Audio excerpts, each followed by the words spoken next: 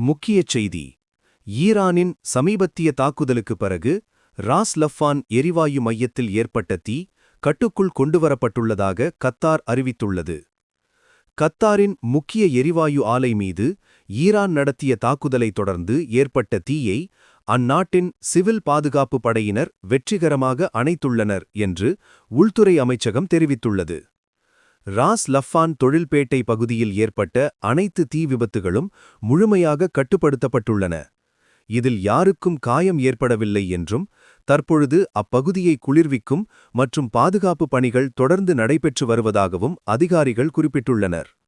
முன்னதாக ஈரான் அரசு தொலைக்காட்சி வெளியிட்ட செய்தியில் ஏற்கனவே சேதமடைந்திருந்த இந்த எரிவாயு ஆலை மீது சில மணி நேர இடைவெளியில் மீண்டும் ஏவுகணை தாக்குதல் நடத்தப்பட்டதாக தெரிவித்தது. கத்தார் அரசுக்கு சொந்தமான எரிசக்தி நிறுவனம் கூறுகையில், இந்த தாக்குதல்கள் பல திரவ இயற்கை எரிவாயு அதாவது LNG வசதிகளை தாக்கியுள்ளதாகவும் இதனால் பெரும் சேதம் ஏற்பட்டுள்ளதாகவும் உறுதிப்படுத்தியுள்ளது. தொடர்ந்த செய்திகளுக்கு எங்களோடு இணைந்திருங்கள்.